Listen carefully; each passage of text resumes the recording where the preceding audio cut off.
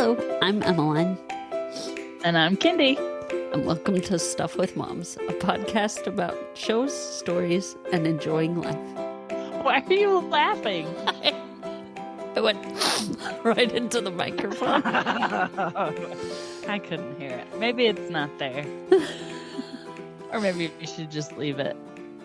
All the imperfections of a podcast. There you go. All right. So you have kids in school now. I do.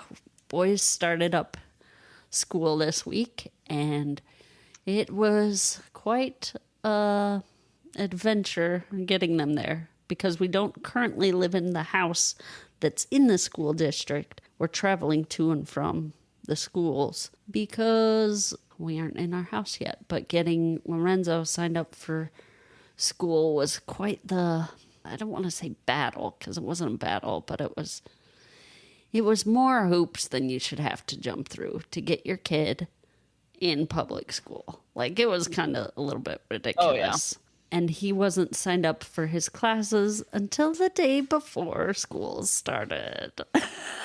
Oh my gosh, that is insane. That is insane. Yeah, the counselor called me up the day before and was like, all right, you can come into the school to get his schedule. Everything else I was able to do like online and over the phone, but to get the code to get his schedule, I had to show up in person and present my photo ID to prove that I wasn't a robot. I don't know. Robots want to... Chat GPT is going to try and go to high school. I wonder if it's because he's new at the school. Yeah, there's just, I don't know. There's weird things in bureaucracy that you're like, and why do I have to do this? Like with our closing of our house in Wyoming, the final contract has to be like, we've been signing all the forms and stuff with like online signatures, that you can do now. Oh, it has to be wet. Yes, wet ink. And I'm like, why? Like we have to they have to mail us the contract. We have to sign it and mail it back. This is so stupid. This is us, and we are signing it, and all the other signatures we did this way. Why do we have to do this one this way? It's just so weird. There is some things that you're like, this is weird. So, yeah. But Lorenzo did. He started up school. So did Clark. Clark made friends right away, like little kids do. Yeah. So quickly. All you have to have is something in common or a conversation. Hey, do you want to be friends? Yeah. Okay. Yeah. To go back to that simplicity would be just really nice. Yeah, it would. But yeah, Lorenzo, the first couple days he was like, school, bleh.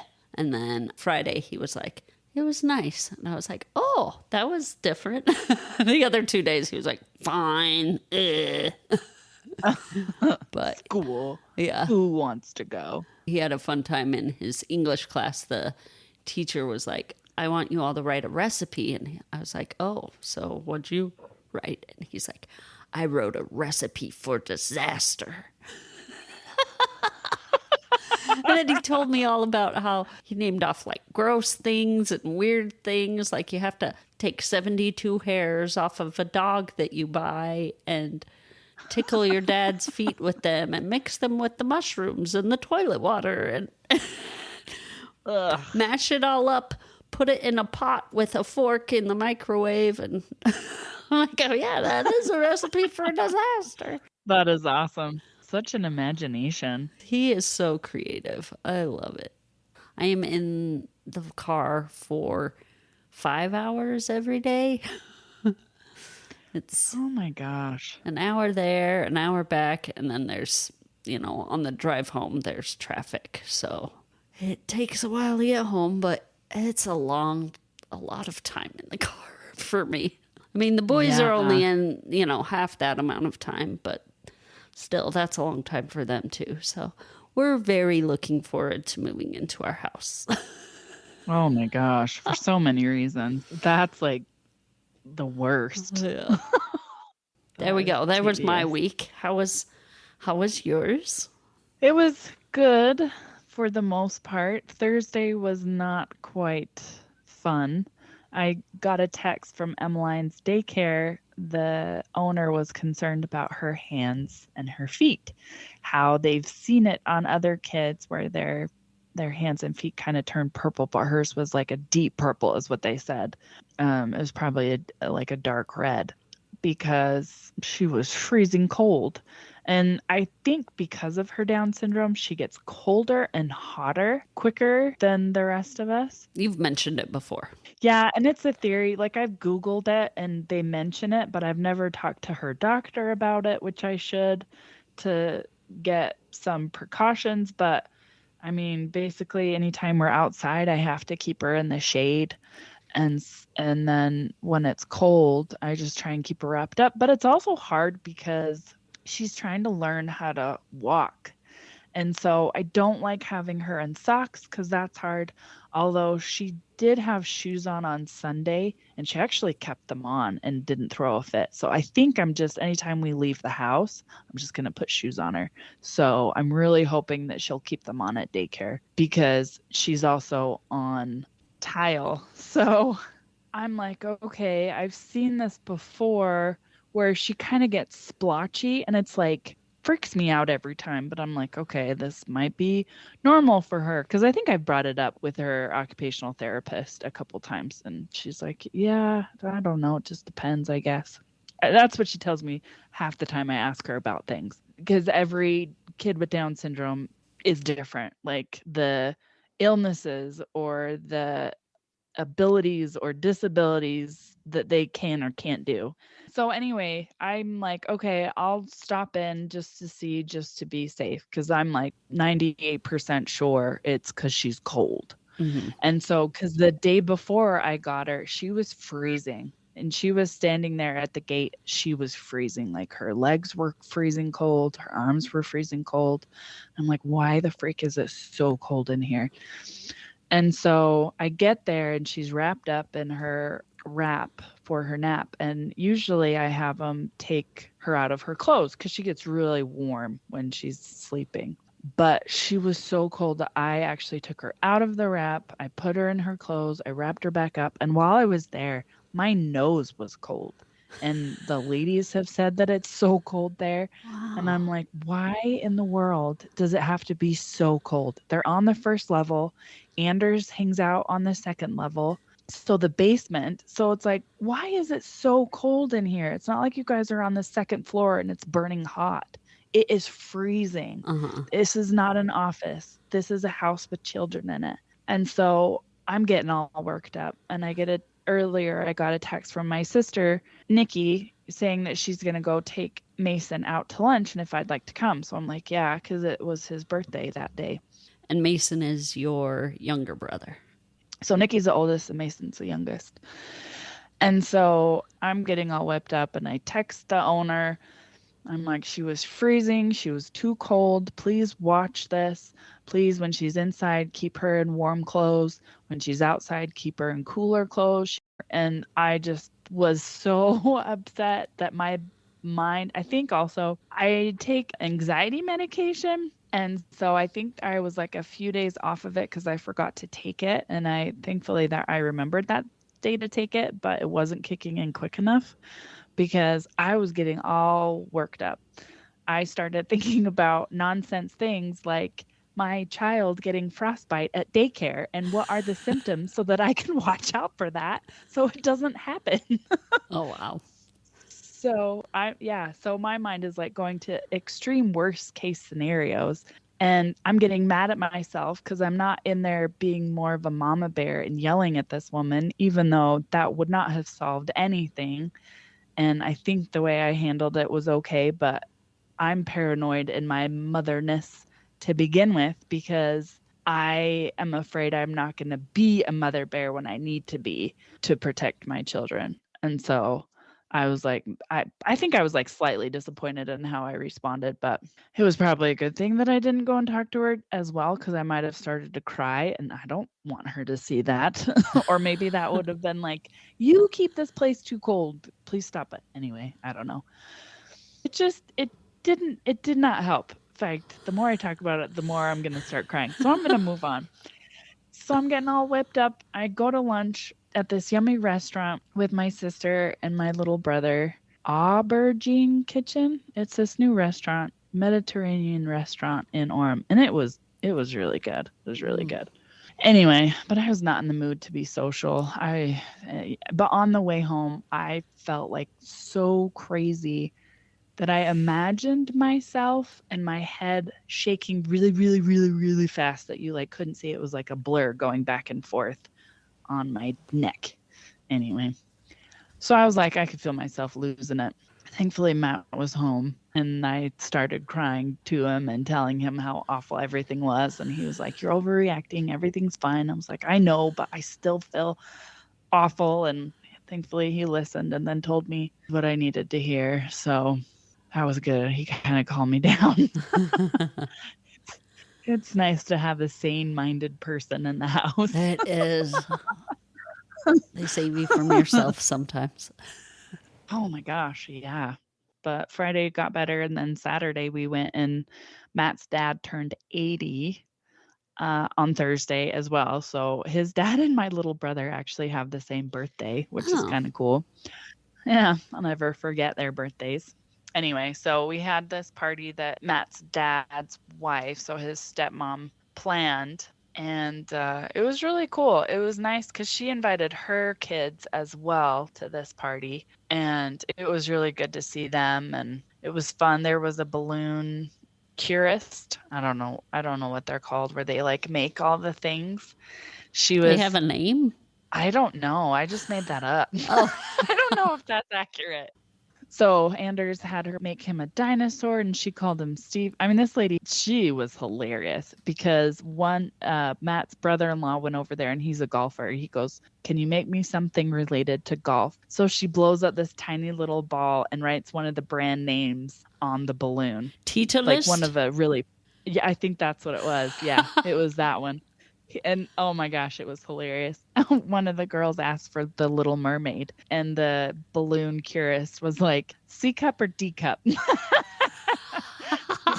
The little girl was so confused, but Matt laughed. She did a lot of lightsabers, and it was like so detailed that like around the wrap for the handle, there were the buttons to turn it on and off. So there was like a white button and a red button, but it's like a balloon. So it was like the butt ends of the balloon to make the buttons, and it was so impressive. And yeah, so that was fun and exhausting. I did get invited to go see the Barbie movie, which I do want to see, but I was so socialized out that I passed. And it's just a lot of social things, and the older I get, the less socializing I can handle. I'm becoming less of an extrovert, even though I never was one, because apparently it's like the energy that you get. If you get energy from hanging out with people, you're an extrovert. But if you get energy being by yourself, like you get drained hanging out with other people, then you're an introvert. And it's getting worse. We'll just say that. For me, it's who I hang out with, because like a lot of people give me juice, and so I'm an extrovert when I hang out with certain people. But at the same time, I don't want to go anywhere and do anything.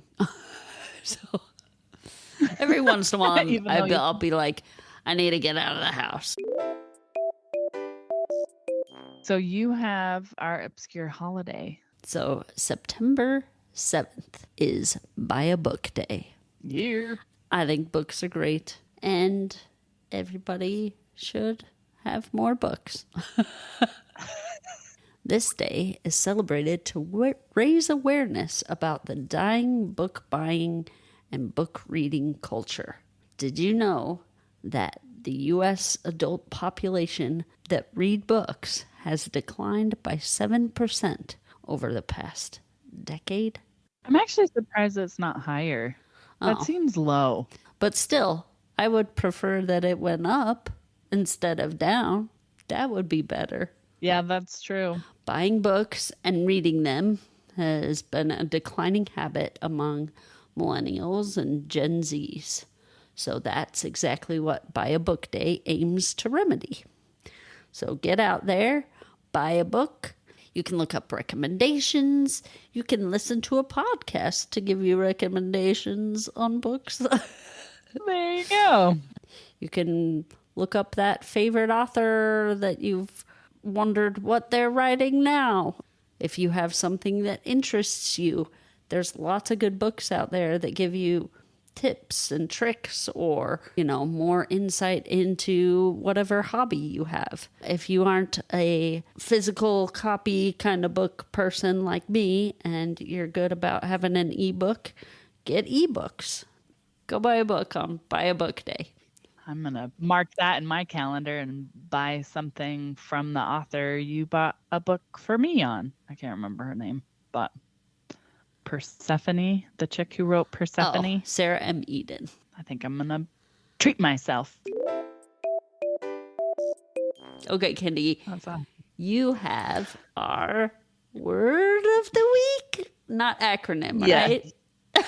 Yes, I decided not to torture Emmeline this week with an acronym and decided to do a word of the week. Yay! So, your word is dog days. What do you think dog days means? I think I know this.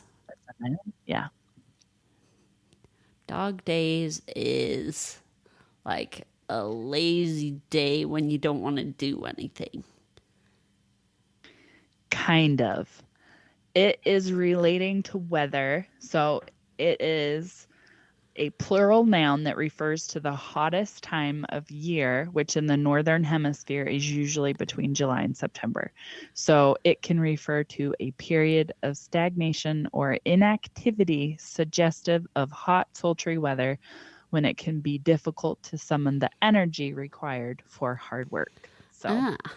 So like there you my go. dogs that are lazy and lay around when it's really hot. Dog days. Dog days. Yep. The kids swim every afternoon during the dog days of summer because it's so hot to not do anything else. Yes. So that's when I want to go stick my head in nice cold water. Right? Not my head, my feet. Yeah, there you go. My head, that would be cold. That would be. You would probably get frostbite. What is our good news, Emmeline? This is a news article about an 11-year-old named Jonah Larson. And at 5 years old, Jonah Larson began an unusual hobby for a boy his age. He became hooked on crochet. Wah, wah, wah. Yeah. That was good. It all began when Jonah received a bag of supplies and then proceeded to teach himself how to crochet from watching YouTube videos. Isn't it amazing the stuff you could learn on YouTube?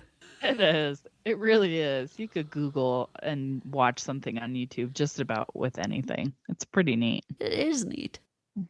Just aged myself right there. He is now an 11-year-old crocheting prodigy.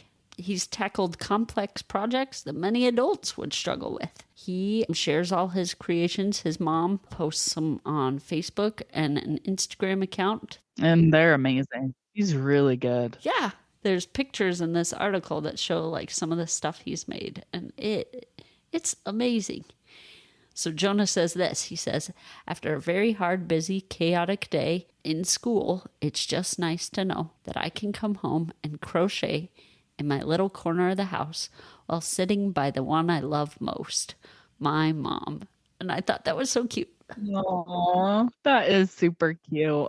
So his mom, Jennifer, was the one that first gave him crochet tools, despite not crocheting herself. Instead, she supports her son that she adopted as an infant from an Ethiopian orphanage. That's amazing.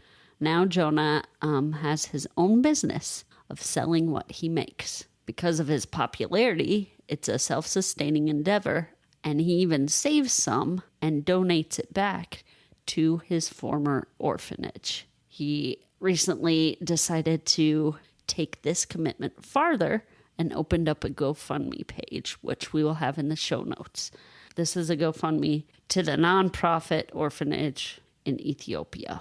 So it will help the children and that they can find families and pursue their passions and dreams, which is just really giving of this little 11-year-old boy. Like, how cool is that? Yeah, buddy. Go Jonah. Cool kid. To be an inspiration. Yeah, that's amazing.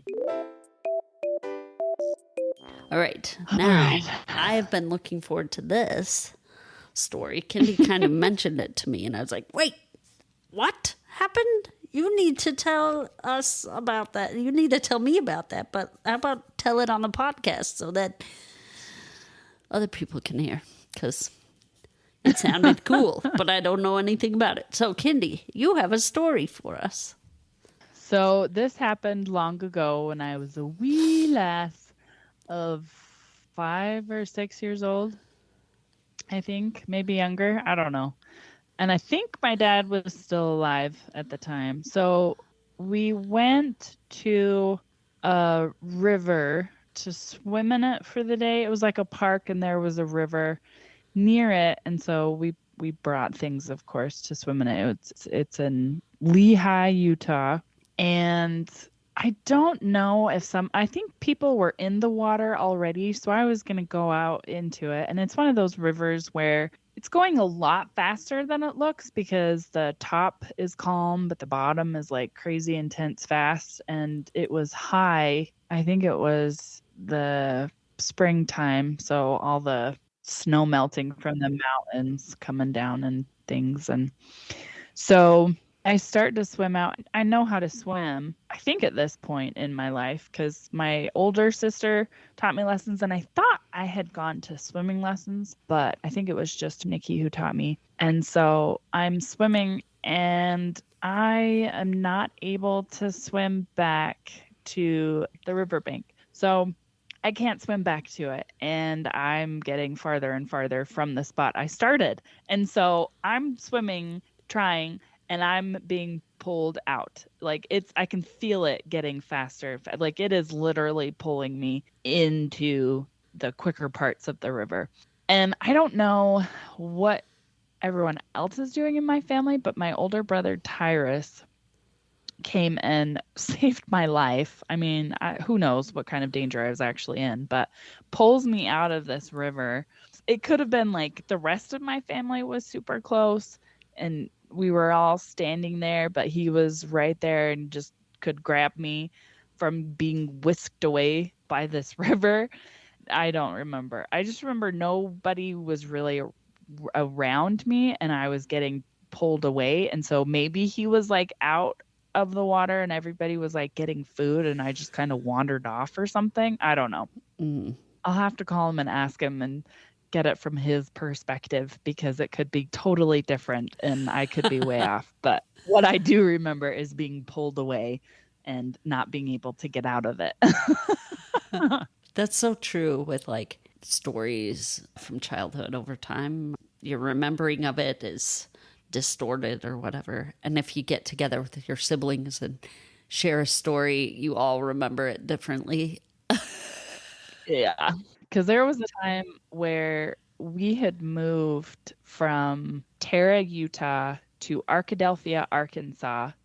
And we were there living in the trailer waiting to move into a house. I thought we were only there for a month living in this fifth wheel trailer. It got cramped fast. But we were actually in this trailer for 6 months. Holy crap.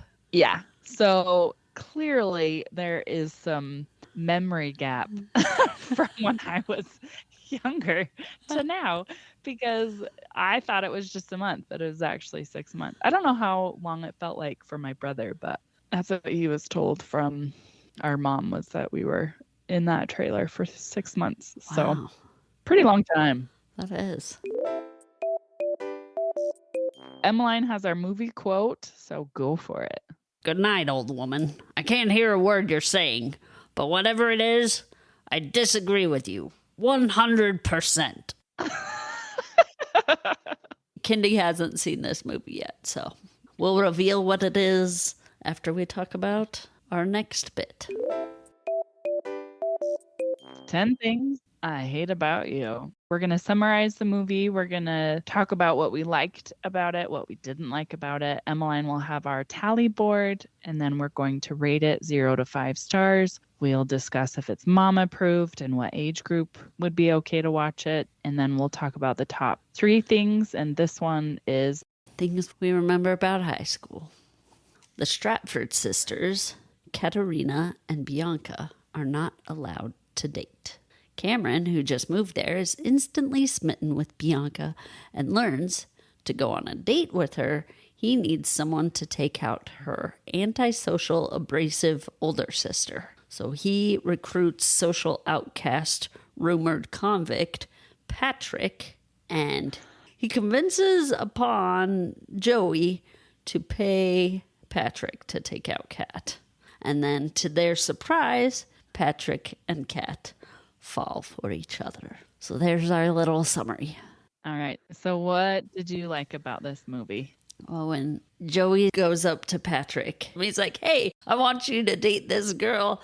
Patrick says, yeah, sure, Sparky. Like, who is this guy? And why did he just come up to me and say that? Yeah. It cracked me up. What about you? What is something you like? I like the rumors just between the two characters of Kat and Patrick, and how you find out about these rumors that no one knows if they're true and no one knows that they're false. It's just random things like how Patrick ate a whole bird. There's just like these crazy rumors, and they're hilarious to me. They are funny. When Cameron goes to talk to Patrick the first time, Patrick turns to him and like drills through his French book that he's holding. Like drills a hole straight through it toward Cameron. So then when he goes up to talk to Patrick the second time, Patrick's using like this blowtorch. And it's the funniest thing because Joseph Gordon-Levitt, the guy that plays Cameron, eyeballs the torch. Like, dare I talk to this guy? He has a blowtorch this time. I love the witty banter between Kat and Patrick before they are a couple. And all the reactions before they actually hang out are pretty clever. Yeah, they're smart people. And you can see that in the way that they talk. Like, they aren't just some, oh, I love you. Like, they're superficial. Yeah, superficial. Their characters were thought out. Their dialogue was thought out. And the actors they got to play the parts did a good job. When Cameron and Matthew? I thought it was Pete. Not Pete. There's no Pete. Yeah, no. There is no Pete. I don't know. Mike. We'll go with Mike. Okay. So Cameron and Michael, we think, go up to talk to Pat after they do some reconnaissance. Yeah. And they go in, they're talking to Patrick, and they're like, so you can't smoke. And Kat likes pretty guys. I love that part too. And then Heath Ledger stands up straight because Heath Ledger plays Patrick. And he's like, you don't think I'm pretty? And they're like, we weren't sure if you're, yeah, you're pretty. Like, it's fine. Pretty. Yeah. We just weren't sure. Is he going to punch us because we even said those words? Yeah. Is he going to set us on fire? I don't know. I love the dad. His character is awesome, and I love the lines that they gave him because he's talking to his daughters, trying to convince them that dating is not all it's cracked up to be. So he's an OBGYN. He's delivering this teenage girl's baby, and he's trying to convince his kids of what she said. He's like, do you know what she said to me? She said, I should have listened to my father. Oh, and then that's when Bianca is like, she did not. And he goes, that's what she would have said if she wasn't so doped up. So He's a good dadly figure in this movie. Yeah. When Patrick goes to a concert that Kat is at, and he comes in the back and he sees her. She's up at the front with her friend Mandela dancing and, just having a good time. And he stands back and he watches her and he just smiles. And it's just the cutest thing. I love that part. It's so cute. He does such a good job of portraying a man and falling in love. Yep. I love the first interaction with Patrick and Kat where he goes up to her and he goes, "How you doing?" And she's like, "Sweating like a pig in yourself," because she plays soccer, and so it's just right after practice. And he's there for some reason. It's like after school, and everybody's hanging out at the high school. So it's after that, after Patrick strikes out, and Cameron goes, "We are screwed." And Michael says, "Hey, I don't want to hear that defeatist attitude. We are screwed." There you go. I like that too. Yeah. So it's after the second time Patrick is interacting with Kat, the dad's line. So he yells at her because she hits Joey's car and says "whoops," and that was recorded on the police report or something, because the dad comes back and yells at her, "Whoops, my coverage doesn't cover PMS." And anyway, they go at it, but she ends up yelling at him about not letting her do what she wants. And he says, "You're 18, you don't know what you want. And you won't know what you want until you're 45. And even if you get it, you'll be too old to use it." This is like the day of the party. They're still at school, so the party hasn't happened yet. And Bianca and Joey are talking to each other, and he shows her a picture, and it's the exact same picture, but he's wearing different shirts or something. They probably photoshopped it. And he's like, "Which one do you like better?" And she's like, "I think that one. You look pensive." And he's like, "Dang, I was going for thoughtful." Okay, so they have this party. They show up, and this is kind of like Patrick and Katarina's first date. And I guess Katarina's upset that she's even there to begin with. She's like, I told myself I wouldn't do stuff like this, and here I am. And so she instantly starts drinking at this party. She gets up on this table and does this really cool dance. I always thought that this was just like the coolest dance. I was like, I wish I could move like that. Like Julia Stiles has got moves. Yeah. Oh, but it's fun. And then there's another part at the party. There's Patrick. He's instantly approached by this girl and is like, "Kiss me." And he turns her and aims her at this guy. And he's like, "Kiss him." And then later, this guy, in the middle of like making out with this girl, he like reaches his arm up and grabs Patrick and is like, "Really? Thank you." And then goes back to kissing the girl. It's just like a little thing. And then they made a point of like filming it. I just thought it was fun. Okay, so Patrick is kind of helping Kat because she drank too much. And Cameron comes over and he's like, "It's all off.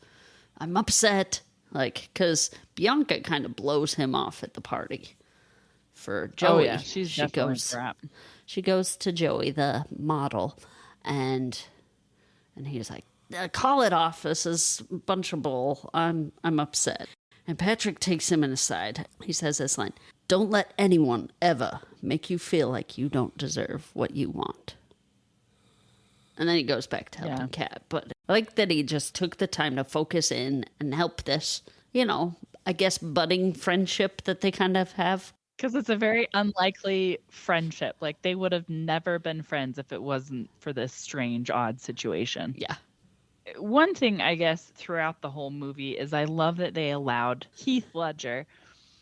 I love that they let him keep his accent. And I looked it up to make sure he actually was from Australia, and he is. So that was him. I love that they incorporated that in the movie. Me too, because I love the Australian accent. I know I've said it before, but Australians, you guys have my heart. Yeah. I love you all. I would. And your Yeah. accent. Okay, so Patrick finds Kat at a bookstore. At the end of a book aisle, he's like, oh, I'm looking for this book. And I don't remember the name of it, but some random Feminine title. Mystique. Feminine Mystique. Can you tell me where to find it? And then she starts, getting it into him. They kind of have this argument. And then at the end of the argument, she reaches over, grabs a book off the shelf and shoves it into his chest.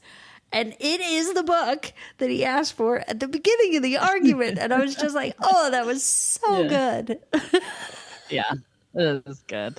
When Patrick pays this dude some money and you're like, okay, what's going on? And then it shows him flipping all these switches. And then she's at soccer practice. And he starts singing, "You're Just Too Good to Be True," over the loudspeaker to kind of apologize. What was it Cameron said? That you have to sacrifice your dignity on the altar of love to show her that you care, or something along those lines. And so, Patrick decides that he's going to embarrass himself by singing to a stadium full of people that he cares for her. And it's just, it's my favorite scene. And then, because of that, Patrick gets put into detention. And Kat decides she's going to go in and get him out of detention. And she does it by distracting the teacher in charge of detention. And it's funny. I'll just leave it at that. My favorite part in that scene is the teacher and how he talks to the kid who has the pot. "You look nervous." And then the kid's like, "Yes." You're sweating." "Yes, sir." "You've got pot, don't you?" "Yes, sir." And he puts his hand out and he gives him the pot. "I'm confiscating this." And then as he walks by a kid's desk that has Cheetos, "Confiscating this too." Yep.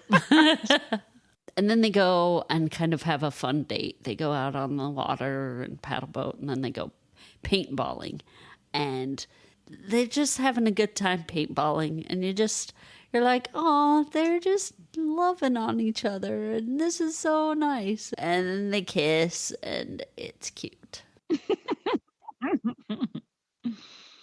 That's it before the prom. So you said you had a prom one? Yeah, so it's the dad, and Bianca goes to talk to him about the prom and wanting to try to get him to make an exception. And he's like, "I ain't no dummy. I've got the 411." And he talks about the Dawson Creek kids sleeping in each other's beds. And she's like, "Dad, that's not even..." She's like so flabbergasted at the fact that he's like relating to something that is so unrealistic. And then he goes, "My mama didn't raise no fool." I just thought that whole scene was awesome. Yeah, he's a good dad. He is. It was pretty funny. Oh, I do love Mandela and Michael, like their whole interaction with each other, and the fact that he first approaches her. He's like a total jerk, almost like he doesn't take her love for William Shakespeare seriously, but he actually like quotes part of a play to her and she finishes it. And then they talk about Kat and Patrick because she's Kat's friend. I thought their interactions with each other were super cute, and how he wooed her, and they're just cute together, and how they met at the prom. But it's a line that the dad says after Cameron comes to pick up Bianca. He yells at him as they're leaving. He goes, "I know every cop in town, bucko." This is not good. I like it when at the prom, Joey kind of comes over and kind of ruins everything. And so Michael goes over first and Joey shoves Michael aside. So Cameron goes over to kind of help Michael stand back up and goes to like, "Not cool, man," to Joey. And Joey punches Cameron. And then he turns around and Bianca's there. And Bianca punches Joey twice and then kicks him in the friends. And that part was comeuppance for Joey. Oh, yeah. Definitely deserved the beating. Yeah.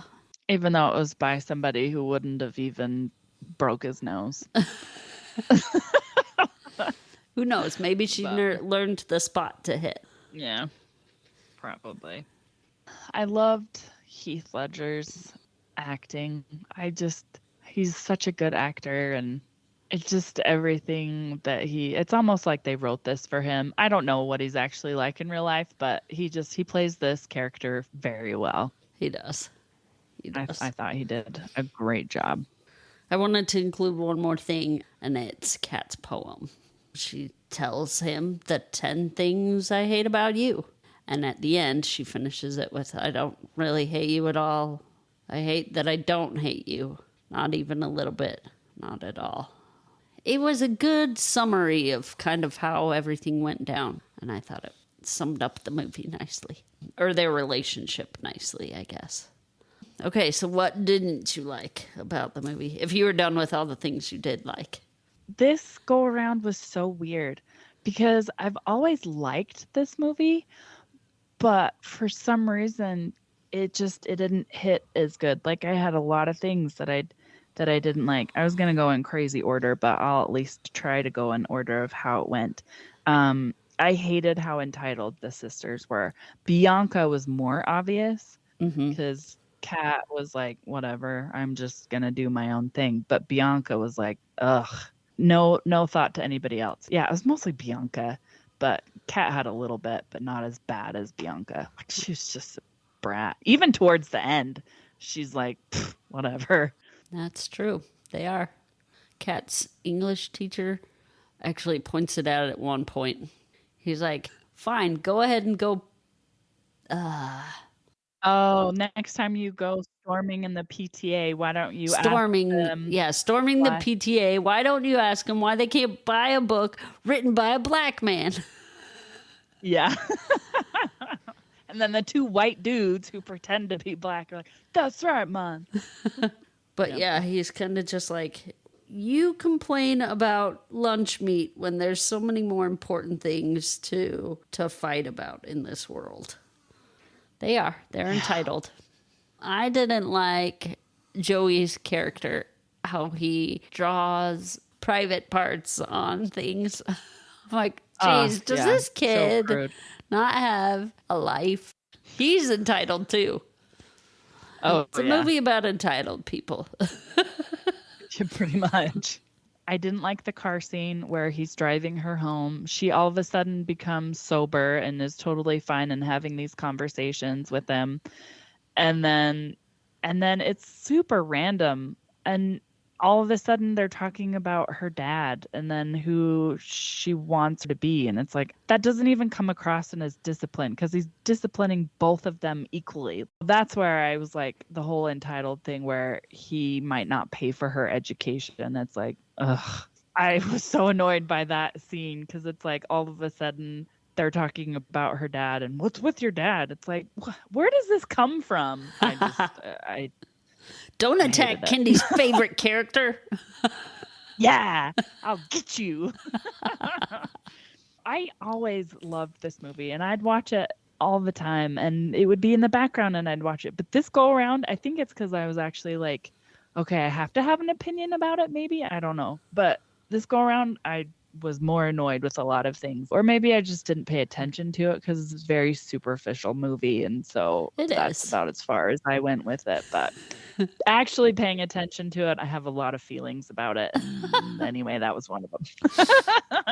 Something I didn't like was how shallow Bianca's friend Chastity was. They're both shallow. They are both shallow. Totally agree. But as soon as the opportunity comes for Chastity to flip on Bianca, she takes it. She's like, friendship, whatever. This wasn't a friendship. I was using you. Or I don't know. How did you not notice this about your friend? Right? what I thought was interesting was there's some shows that you watch, like TV shows that have high school situations or like movies that are high school situations. And you can tell that it's grown-ups making a high school movie because they have these kids doing things that high schoolers don't do or saying things that high schoolers wouldn't think to say. Or it's just, you're like, it's not very realistic. Like, none of this stuff happened in my high school. Maybe I'm just in I was in weird high schools, but it was, I was just like, does this stuff actually happen? I don't know. The counselor, Miss Perky. Like, oh my gosh, how was she was awful. She would have been fired. Yeah, she would have so been fired. She would have never gotten that job. And if she did, she wouldn't have kept it long. Yeah. Oh my gosh. I did not like the relationship when Patrick and Kat actually got together. It felt awkward and insincere to me. I guess not awkward or insincere. I think they did a better job not wanting to get together more than when they actually were together. Like when they were together, it just didn't feel as connected. I don't know, just the interactions, the writing between him pursuing her and her not having anything to do with him was written way better than when they actually got together. The witty banter was there, and then when they got together, it just disappeared. Mm-hmm. I agree. They were good enemies. Yeah.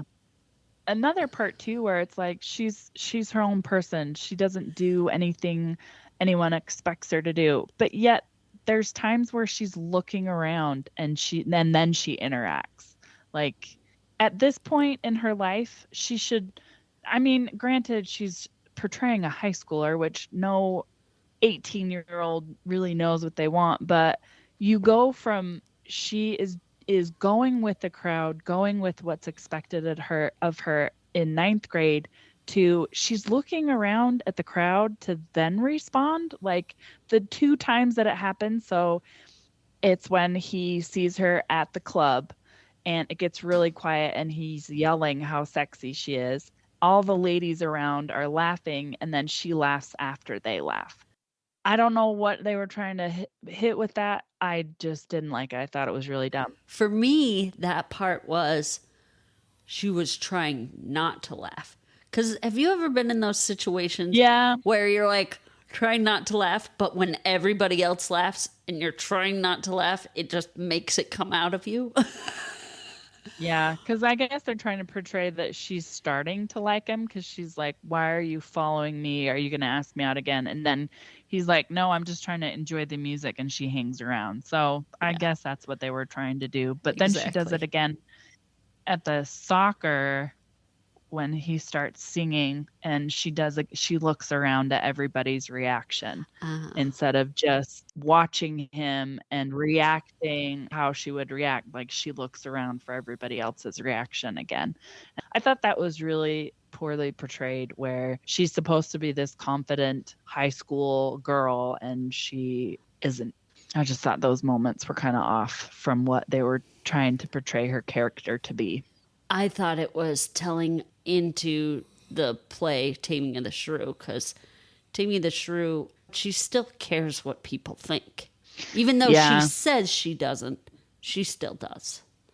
So, and tries to act like she doesn't. Yeah, and that's so true. Maybe that's what they were purposefully having her do those things to portray that she says this, but she does care what people think. That's probably what they were trying to get, and that makes more sense. Problem solved. The problem is solved. Yay! That was all I wrote down. So I had a couple more, actually. So I didn't like them paddling in the boat, and I didn't like them playing paintball. Paintball. Yeah, which is so weird because I always enjoyed that. I was like, oh, they're getting along and yay, we're having such a good time. And maybe because it's awkward date moments that I've had where it's like the beginning and you're like not quite sure of, you know, and maybe it's because I just look to other people to get their responses And maybe that's why it bothered me that Kat looked around. I keep like not hitting my point, and I keep bringing up other things that I know that I'm talking about, but nobody else does because I'm talking in half sentences. But I would always look to the other person to see their response before I felt comfortable to respond in my way, but not comfortable enough to actually respond how I actually thought because I didn't want to offend the other person I was with.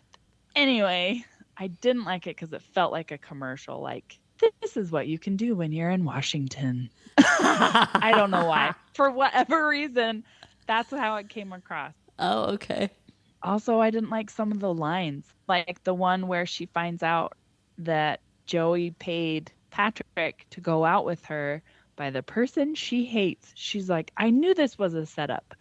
And it's like, but if you knew it, why did you go along with it? Yeah. And why did you do certain things and say certain things? And why were you there? Like, okay, even if she was to do it for her sister, which this was another thing I didn't like. She looks out the window, she sees her sad sister.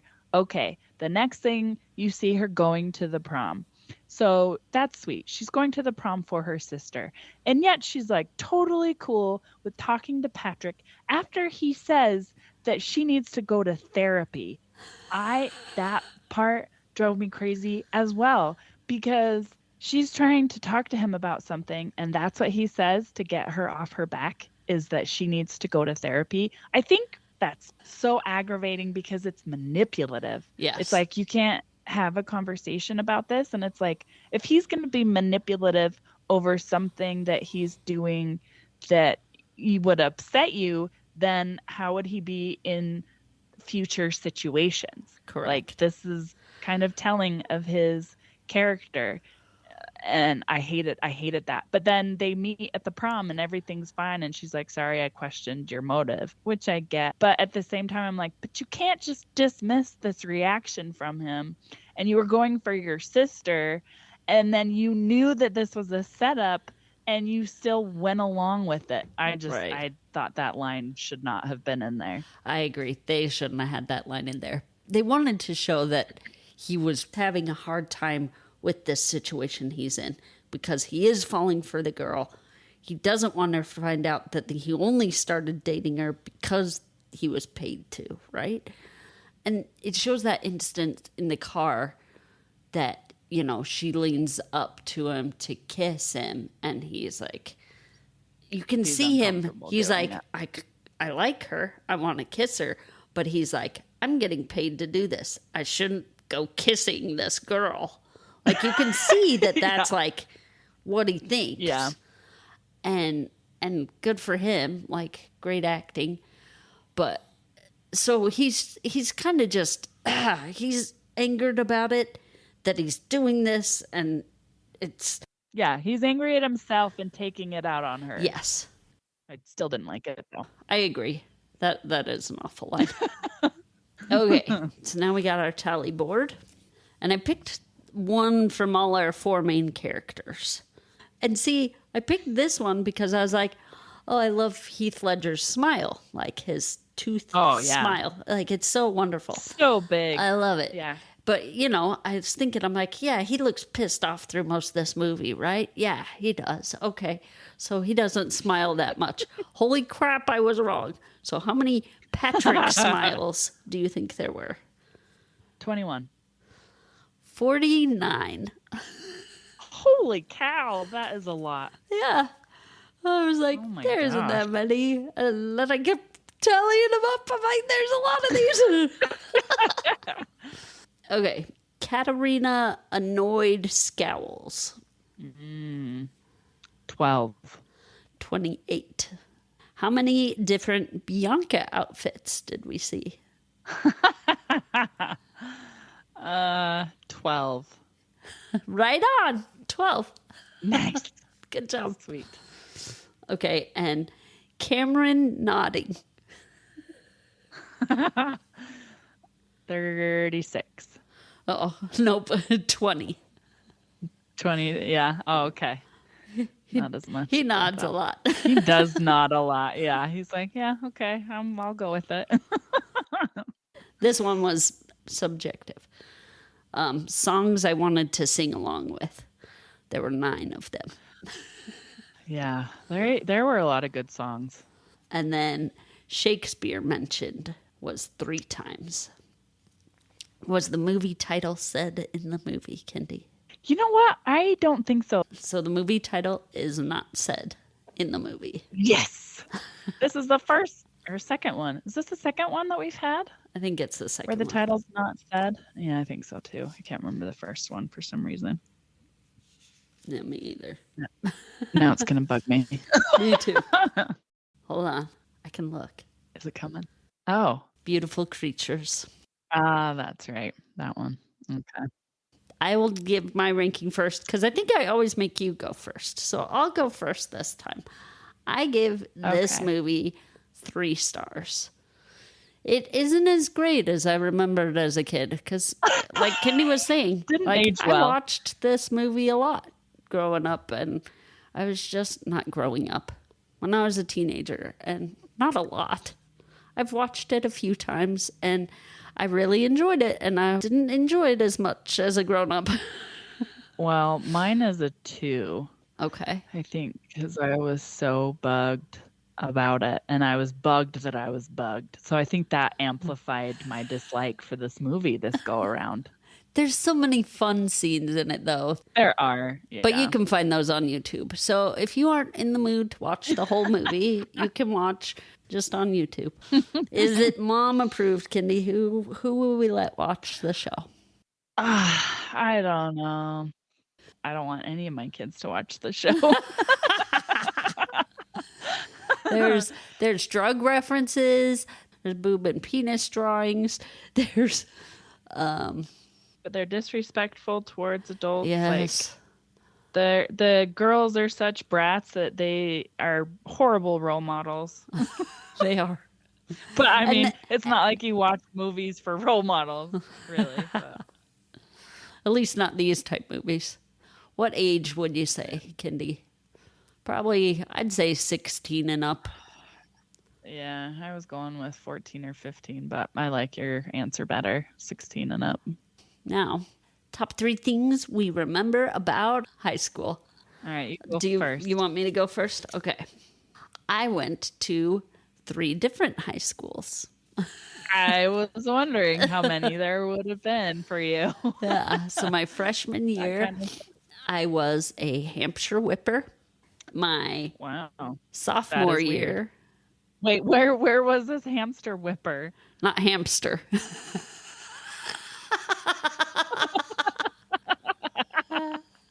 Wait, what did you say then?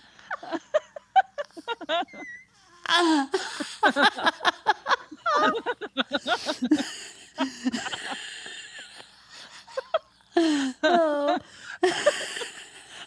That is the weirdest mascot I've ever heard. Hamster whipper. Hampshire whipper. It was the whipper was the mascot.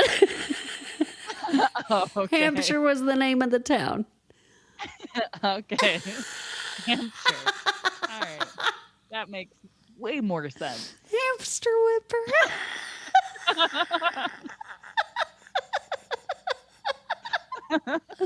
That's such an abusive mascot. It is. All the poor hamsters everywhere. Unless there was a school that was a rivalry that were hamsters. I don't know. So we name our school directly. Oh my gosh. Opposing their rivals. Exactly. I don't know. So I had to ask for clarification. I was so confused. My sophomore year, I was a Springville Red Devil.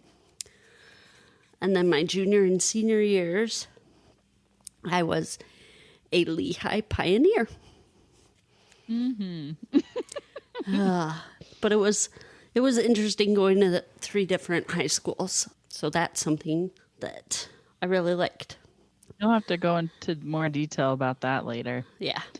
For sure. Definitely. Okay. Especially the hamster whippers. Those were some interesting years. Oh man. Okay. I was on yearbook and newspaper staff. I really liked being Nice. on both of those. And then the last one, I thought I'd tell a little story. In my health class, when I was a junior, my health teacher talked about how important it is to have mental healthiness. And so she had us all title a piece of paper with our name, and then we passed our papers around the room, and everybody wrote something nice about the person on the top of the page. And I was like, oh, this is a fun idea. And so I was writing all these things, and there was a foreign exchange student in our class. And at the end, the teacher was like, okay, does anybody want to share something on their paper? And a couple kids stood up.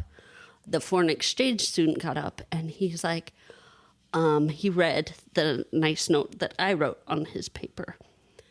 And then he looked around at everybody in the classroom, and he's like, I want to know who wrote this. The teacher was like, no, they're anonymous, but it made a big impact on me that, something as little as, that little thing that I wrote on his paper, it made such a big difference. Even a little nice thing like that, it changed who I was, that the individual is important, and that you can make a difference by saying the one nice thing to them. Those are my things. And I did have a piece of advice to any of our listening upcoming high schoolers or current high schoolers, that high school is the perfect time to try out new things. If you're like, I don't know if I'll be interested in that, high school is a perfect time to try that weird elective class or to join that club that you might be interested in, but you aren't sure. Like, don't let the influence of your friends or the group that you're in stop you from trying the things that you might be interested in. Because in high school, it's free, it's easy. Try the new thing, see if you like it, because it might be a job or a hobby that you take up one day, and all because you tried out that thing in high school. So there's my little piece of advice. That's great advice. There's so many opportunities to do so many different things. Shop class. I loved shop class. Yes. I would have done that forever. Me too. So the things I remember are Spirit Week. We had a lot of them, and maybe I'm remembering just the whole week in one year because maybe I didn't participate in other, but that and assemblies are the ones that stick out to my brain. We had so many assemblies. So Spirit Week, I definitely participated in them. We had like dress weird and wear your pajamas, and I like froed out my hair because it was super curly, because that time we were living in Arkansas and humidity does crazy curliness to my hair at the time that it was curly, and so I was able to frizz it out. And that probably was so fun to see. It was awesome. I think I might have a yearbook picture of it. I landed in a lot of yearbook pictures. And then 9/11, I was a junior when 9/11 hit. So I definitely remember that whole day. We basically just watched the news. And then like I said, there was a lot of assemblies, and there's one in particular that I remember the most because it was the most embarrassing. Thankfully, comical one as well. But at the time, I was so embarrassed. So they asked for volunteers, and I would always volunteer, and I was always like super rah, and a lot of cheerleaders were like, you should be the mascot. That would have been the best, but you had to apply or whatever, and I was like, that's too much work. I just want to be here. So I never did, but I thought that would have been so much fun to be the mascot and just mess with people. But anyway, so I volunteered for this assembly, and it was like sexually transmitted disease awareness assembly or what have you. And so they had 2 circles of yes or no to these questions. And so one of the questions was, because there were 2 that I said no to, but one of them was, would you tell the person you're dating that you have a sexually transmitted disease? And everybody except me went over to the yes circle, and I went over to the no circle. Because in my mind, I wouldn't have a sexually transmitted disease because I wouldn't have sex with anybody unless we were married. And I thought, well, if they have one, then I would get it and they would know, so I wouldn't have to tell anybody. So I went over to the no, and everybody thought it was hilarious. They thought I was being funny, but in my head, I was like, I wouldn't have one. So I went over to the no. And after the assembly, I realized that I should have been in the yes, but I picked no because in my mind, I wouldn't have done the things that would have caused me to have these problems. And anyway, I was so embarrassed, and my friend was so sweet. She's like, honestly, everybody thought it was hilarious. They thought you did it on purpose. And I'm like, okay. But the rest of the day was like ruined for me because I was like, oh my gosh, I'm such an idiot and blah, blah, blah. But nobody cared. I mean, it was no big deal at all. But I was like so traumatized from it. Not terribly, but for a day, I was traumatized. That's great. Our next episode is going to be That Darn Cat. And we are watching not the one that was made more recently. We're watching the 1965 version. So watch along so that we don't spoil it for you next week. Yep, because we will. We would love to hear from you. You can get in contact with us on our website, Facebook, or our email. They are listed in the show notes. And it is wonderful getting comments from our listeners. So we really appreciate it. We really do. It helps us to grow. And we would like you to help us grow by telling others and sharing something you may have learned with us, with them. Maybe some obscure fact that we had said throughout that you just want to share with someone else. It'll get them curious and want to come listen to what crazy, weird things that we say. We want to thank Red Productions for the music and Jonica for the logo. We still love it. It's awesome. And we would like to thank you, the listeners. We really do enjoy what Emmeline said, hearing back from our listeners and people telling us that they listen to us, and then I get all awkward and just say thank you instead of asking them for improvement ideas, which I finally had a chance to today. So that was great. And there wasn't any, but still we do take what you have to say to heart and like to improve this because you are our listeners and we appreciate you. So Lorenzo's been doing this thing since we moved here where he's been telling me jokes that he's come up with, and they're so great. So I thought I'd share one of them.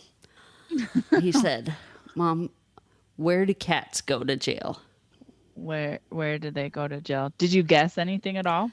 I didn't. I was just like, where? Oh, okay. And they go to purgatory. I was like, oh, that's good. That's a good one. I'm definitely sharing that one with others.